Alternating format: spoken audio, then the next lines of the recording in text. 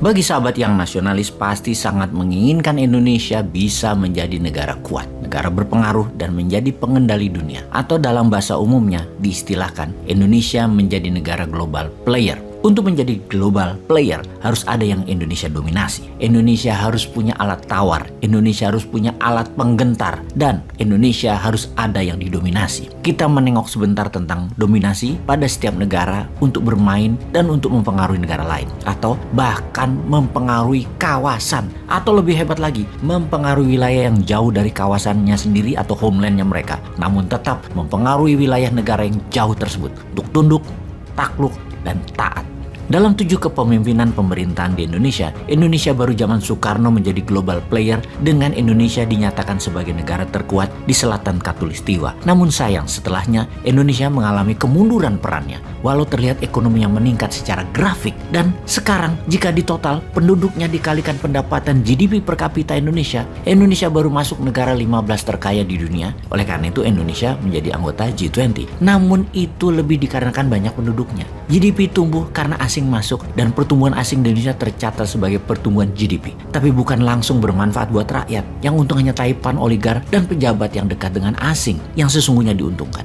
Kalau di anggota top 7 negara besar dunia atau negara anggota G7, negara kaya 7 besar dunia, jauh di atas Indonesia PDB-nya. Untuk itu, segera kita akan buktikan bahwa Indonesia pasti masuk 3 besar dalam 23 tahun ke depan. Kita kembali ke dominasi. Tiongkok mendominasi produksi produk manufaktur dan jaringan distribusi. Ada 80 pelabuhan dunia dikendalikan oleh Tiongkok. Yang akan kita bicarakan di sesi yang lain. Amerika mendominasi digital informasi dan komunikasi dengan internet WWW-nya. WA atau WhatsApp, FB, Instagram, Snapchat, search engine Google, software Microsoft, Oracle. Mereka menguasai 60% satelit dari 8.000 satelit yang ada di dunia ini. Sungguh, 60%-nya itu milik Amerika. Saudi Aramco 40% penghasil minyak dunia. Hollywood menguasai 70% film dunia. Kosmetik dan kecantikan dikuasai oleh Korea Selatan. Militer, alatnya dikuasai oleh Amerika. Yang anggaran militernya per tahunnya sama dengan anggaran militer seluruh dunia jika digabungkan.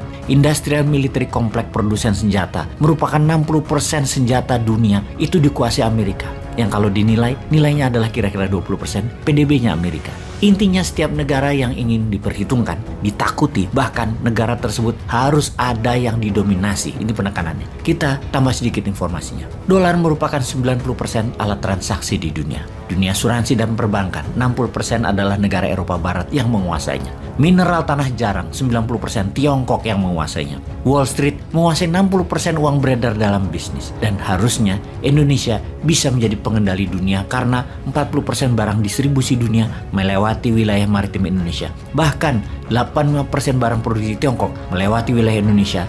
Juga 80% barang dari dan ke Australia pasti melewati laut Indonesia. Nikel, kelapa sawit, batu bara, emas, dan puluhan tambang mineral, serta produk alam lainnya yang Indonesia miliki adalah top 3 produsen dunia di setiap komoditas tersebut. Namun Indonesia belum menjadi price maker, masih price taker, belum mengendalikan distribusinya, belum bisa mengendalikan harganya. Untuk itu, serial video narasi kita akan terus membahas hal seperti ini, memberikan masukan akan road Indonesia to become global player. Indonesia emas di tahun 2045, Indonesia global player pasti. Video narasi kita akan terus menginformasikan berita tentang politik kawasan atau geopolitik banyak negara. Ada 200 negara di dunia ini yang GDP per kapitanya di atas $12.800. Yang disebut negara tersebut yang di atas 12.800 adalah negara makmur, negara kaya. Indonesia bahkan masih di bawah $5.000 per kapitanya. Masih dikatakan Indonesia itu negara berkembang,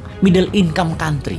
Tapi segera kita akan ke sana, ke $12.800 per kapita. Atau rata-rata kalau dalam rupiah nilai tersebut saat ini adalah 190 juta rupiah. Pendapatan orang per kapita per tahunnya. Itu baru sangar. Karena Indonesia punya semua sarana untuk menjadikan Indonesia negara kaya. Rakyatnya sejahtera, rakyatnya sehat, rakyatnya pintar, dan negaranya berpengaruh. Semua kita punya sarananya. Langkah pertama adalah Indonesia kalau ingin mencapai itu semua adalah memfokuskan Indonesia menjadi negara produsen. Yaitu hasil tambang 100% harus di-refining di Indonesia. Bukan hanya menjual belikan bahan mentah atau bahan tambang setengah jadi. Seperti hanya masuk smelter. Jangan Jangan, namun harus selesai dimurnikan atau di-refining. Hal itu untuk sumber daya alam di bawah permukaan tanah. Sementara yang di atas permukaan tanah, hasil pertanian dan perkebunan harus bisa memproduksi 4 kali kebutuhan nasional agar kita bisa menjadi lumbung pangan wilayah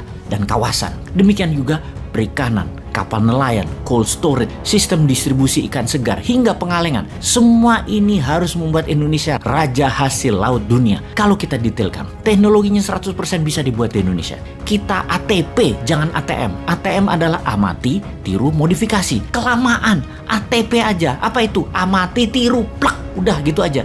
Lalu uangnya dari mana?